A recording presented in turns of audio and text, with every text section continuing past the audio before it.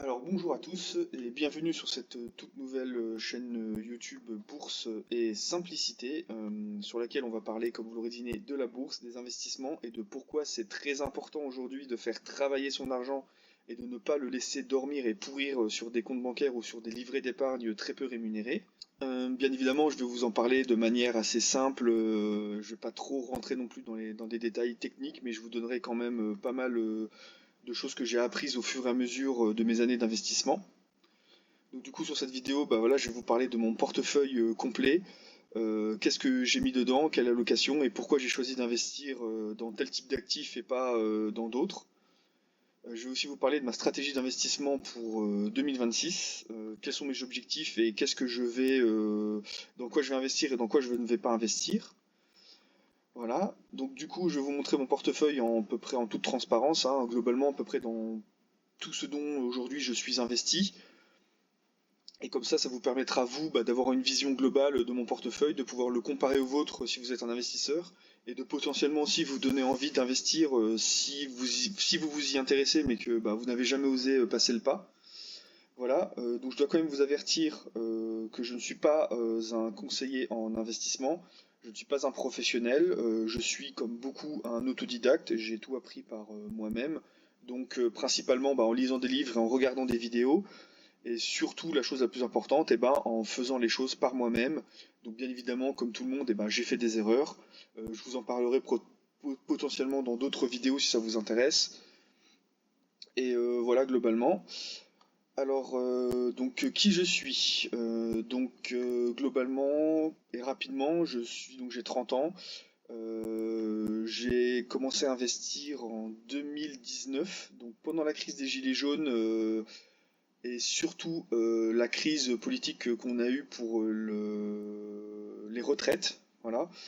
En me disant, comme beaucoup de jeunes aujourd'hui, bon voilà, je vais investir parce que sinon j'aurai pas de retraite ou alors j'aurai pas grand-chose. Et pour éviter ça, il n'y a pas 56 solutions, il faut investir ou alors il faut changer de pays, hein. Voilà. Donc, euh, donc, donc voilà, donc quelle est ma philosophie aujourd'hui? C'est d'investir simplement, de ne pas trop me compliquer la vie, même si bien évidemment j'aime investir aujourd'hui, c'est vraiment devenu aussi une passion. Donc je suis moins investi sur du très long terme. Ma vision, elle est vraiment sur 30 ou 40 ans. L'objectif étant que sur ces 30 ou 40 prochaines années, l'argent que j'ai investi fructifie et qu'au bout de ces 30 ou 40 ans, j'ai un capital assez conséquent qui va me permettre en fait de pouvoir subvenir à mes besoins en vivant en fait des rentes et des intérêts que va me verser ce capital. Donc ça c'est l'objectif au bout de 30 ou 40 ans. Est-ce que j'y arriverai? J'en sais rien, hein, je suis pas devin, j'ai pas une boule de cristal, mais je sais aujourd'hui que oui c'est possible de gagner de l'argent grâce à la bourse, mais que malheureusement c'est long, hein, ça ne se fait pas en claquant des doigts. Voilà, et surtout le plus important en bourse et qui est souvent sous-estimé, c'est la régularité. Donc il faut investir de manière régulière et toujours être investi et toujours quand même s'intéresser à vos investissements. Voilà, donc pour ce qui est de mon portefeuille, donc je vais vous faire une présentation globale. Je vais vous parler de la répartition par les différents types d'actifs et pourquoi j'ai décidé d'investir dans ces actifs et pas dans d'autres. Je vais vous parler aussi du risque global qui sont liés en fait à ces actifs et de ma logique de diversification qui est aussi très importante. Donc je vous ai parlé de la régularité, mais aussi un deuxième pilier, c'est la diversification, c'est de ne pas tout investir dans un seul actif, hein, ce qui peut être extrêmement risqué, surtout sur du court terme. Voilà.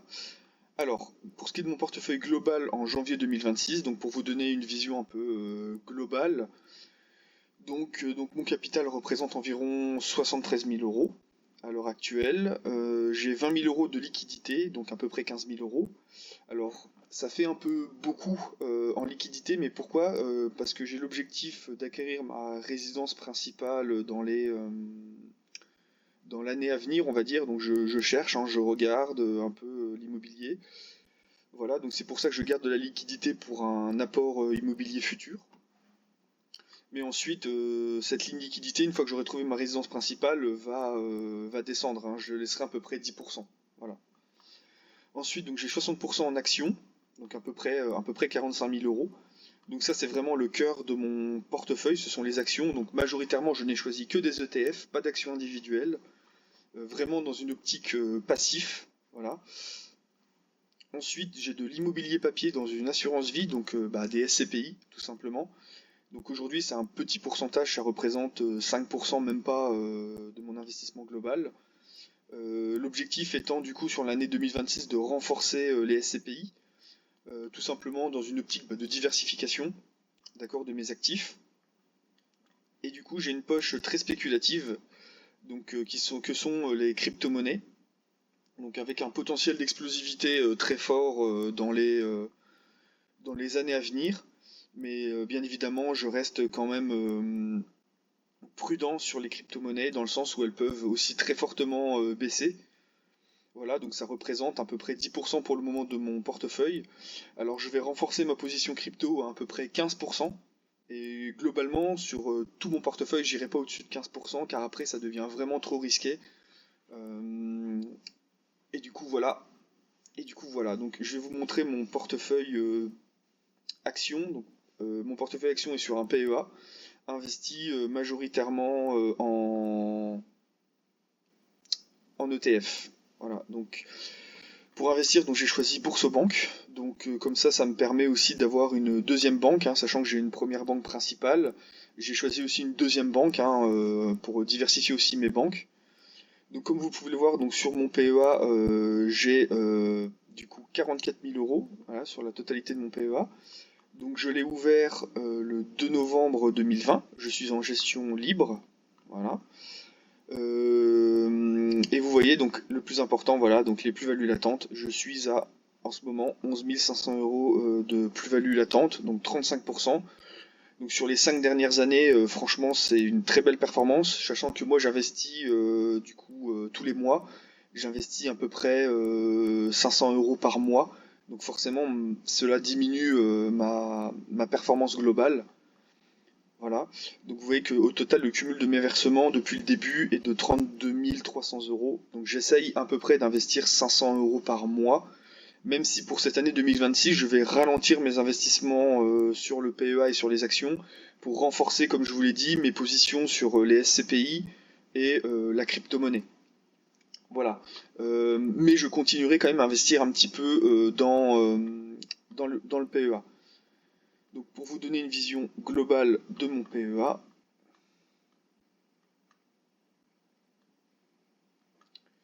donc voilà, je me suis reconnecté. Alors, du coup, pour mon PEA, donc comme vous pouvez le voir, donc j'ai 4 ETF, d'accord. Donc j'ai du BNP Paribas S&P 500 capitalisant, j'ai de l'Amundi Emerging Market capitalisant aussi, j'ai de l'Eurozone, de l'Europe, hein, voilà, capitalisant aussi, et j'ai aussi du Nasdaq, d'accord, capitalisant aussi. Alors, pourquoi ce portefeuille?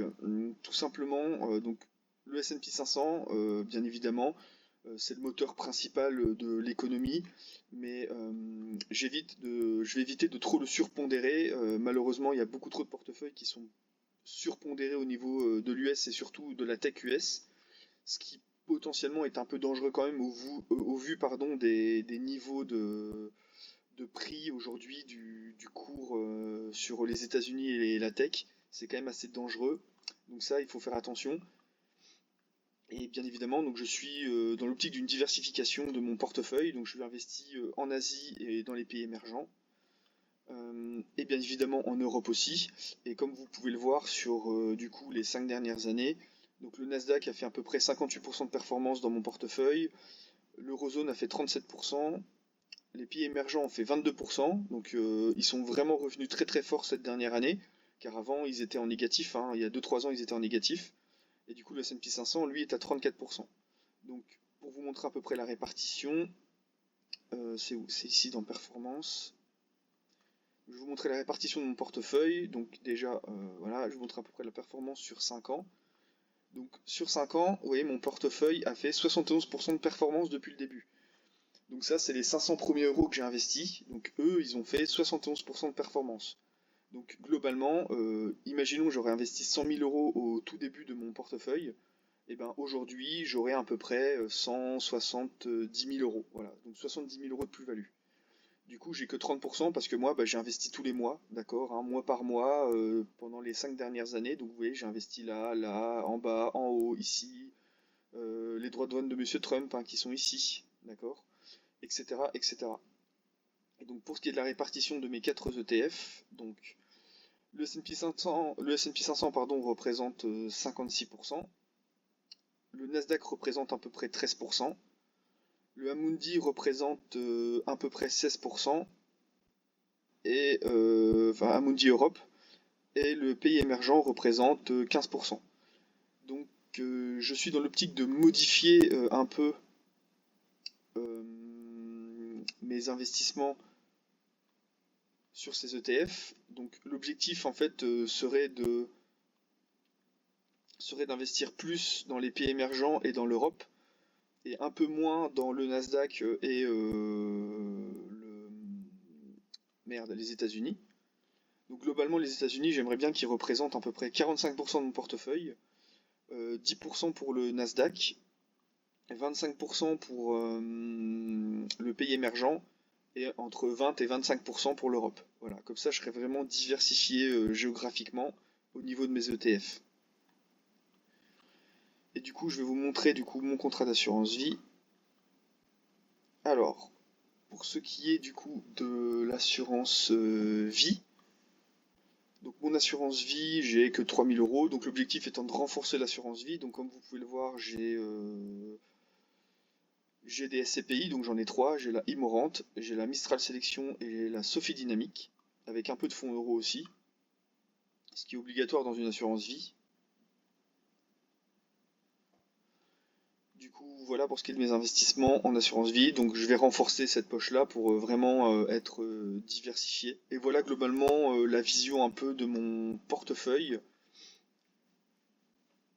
D'accord. Donc, maintenant, je vais vous parler un peu des objectifs 2026. Donc, comme je vous en ai déjà un peu parlé, donc réduire ma liquidité avec l'achat de ma résidence principale, continuer d'investir dans les actions, mais beaucoup moins, et surtout refaire une réallocation de mes ETF dans mon portefeuille PEA.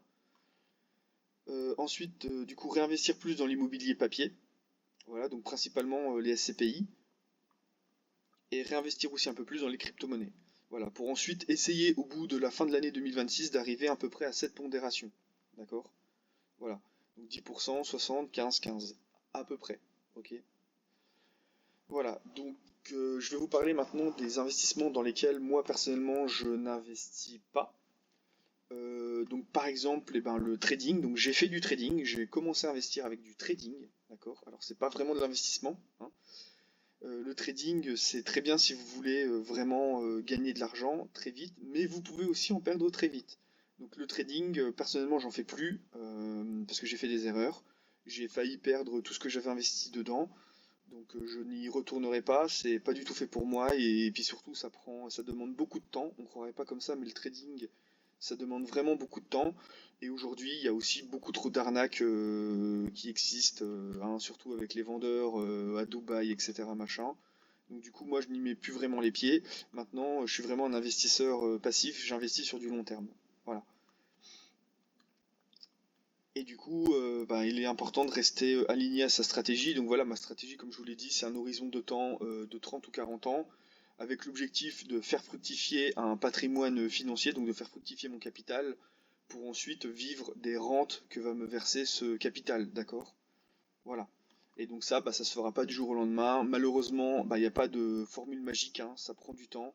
Oui, c'est long, oui, c'est chiant, mais en fait, il n'y a pas trop le choix, quoi. Voilà, donc l'horizon de temps, comme je vous l'ai dit, 40-50 ans. Donc ma fréquence d'investissement, donc j'investis tous les mois, comme je vous l'ai dit, à peu près 500 euros par mois. D'accord? L'objectif étant d'investir plus au fur et à mesure du temps, parce que mon salaire va augmenter. J'essaye bien évidemment de faire aussi attention à mes dépenses. Donc voilà, mon objectif est vraiment d'investir le maximum que je peux tous les mois. Alors aussi, ce que vous devez ne surtout pas mettre de côté, c'est la gestion de vos émotions. Donc en fait, vous êtes globalement en investissement, vous êtes votre pire ennemi. D'accord? N'oubliez jamais ça, vous êtes votre pire ennemi. Vous pouvez avoir les meilleures stratégies possibles si vous laissez vos émotions gérer, vous risquez de tout perdre, d'accord? Donc s'il y a un crack et que vous paniquez, ben globalement vous pouvez perdre beaucoup d'argent, quoi. Voilà. Donc la gestion du risque, donc le risque, bah, il est présent, hein. Si vous voulez gagner de l'argent, bah, vous devez prendre du risque, d'accord? Vous n'avez pas le choix. Voilà, plus vous prenez de risques, plus le potentiel de gain est intéressant, mais plus la perte peut faire mal aussi, hein. Voilà. Et c'est pour ça que pour gérer justement ce risque, l'important c'est vraiment bah, la discipline et la régularité, comme je vous l'avais dit, donc d'investir de manière régulière, d'accord? Et de rester discipliné, donc de suivre votre stratégie. Alors bien évidemment, hein, en la faisant un peu évoluer aussi par rapport à votre âge, et si par exemple, comme moi, vous avez des objectifs comme l'achat d'une résidence principale ou de faire des enfants, mais vous devez toujours garder votre ligne, on va dire, votre ligne, votre fil rouge, hein, votre ligne de conduite principale en investissement. Ça, c'est très important. Donc voilà pour ce qui est à peu près de mon portefeuille. Donc du coup, donc pour tout ce qui est les objectifs liés à la chaîne, donc pourquoi j'ai décidé de lancer cette chaîne? Ben, tout simplement pour vous partager mon expérience aujourd'hui qui est quand même de 6-7 ans, pour vous parler un peu des erreurs, qu'est-ce qu'il faut faire, qu'est-ce qu'il faut pas faire, comment investir, etc. Donc c'est vraiment l'objectif c'est vraiment de vous partager toutes mes connaissances et de la valeur que je peux vous apporter pour vos investissements et de prendre surtout de prendre en main votre avenir et de faire travailler votre argent, c'est très important. Si vous n'avez pas envie de dépendre de l'État, quand vous serez à la retraite, il faut faire travailler votre argent. Aujourd'hui, on n'a plus le choix. D'accord? L'État-providence, c'est fini. Voilà, donc ma chaîne YouTube, donc je vais essayer de vous faire des vidéos quand même au moins globalement pour le moment une par mois. Et ensuite, si je vois que ma chaîne fonctionne un peu et que les gens s'y intéressent, potentiellement faire 2 vidéos, 3 vidéos par mois. Je vais essayer d'être régulier, je vous promets rien pour le moment. C'est vraiment que le début, donc je me lance. Voilà, on verra bien ce que ça donnera au bout d'un an. Voilà, donc l'objectif c'est ça, c'est vraiment déjà d'essayer d'être présent un an sur YouTube, de faire au moins une vidéo par mois. Et on verra au bout des un an comment cette chaîne a évolué et si je continue ou pas. Voilà, donc pour vous résumer rapidement ma stratégie, donc stratégie long terme, diversifiée, objectif, faire fructifier mon capital pour pouvoir vivre tranquillement de ses rentes et du coup être libre financièrement, ne pas dépendre de l'État. Donc du coup si j'avais un message à donner pour les débutants, et ben c'est franchement c'est de vous lancer. D'accord? Même si c'est difficile, même si ça fait peur, même si vous n'y connaissez pas grand-chose, à un moment donné, il faut vous lancer, d'accord? Parce que, parce que tout simplement, sinon, si vous attendez, ben, il se passera rien. Voilà. Votre argent va pourrir sur des comptes et puis bah, il se passera rien et vous allez perdre de l'argent avec l'inflation, etc., etc. Donc voilà globalement pour la vidéo. Donc n'hésitez pas, donc je vous invite à vous abonner hein, si vous avez aimé la vidéo, d'accord? N'hésitez pas du coup à me laisser un commentaire si vous avez des questions. J'essaierai de répondre à vos commentaires. Voilà. Si vous voulez que j'aborde aussi certains sujets, n'hésitez pas à me demander. Et puis bah voilà, abonnez-vous pour le soutien. Et si vous voulez me soutenir, dans la description, je vous ai mis des liens vers des courtiers d'investissement, comme par exemple voilà, Boursobank, si vous voulez vous lancer dans l'investissement. Voilà, ça sera pour me soutenir. Donc du coup, bah, merci à vous.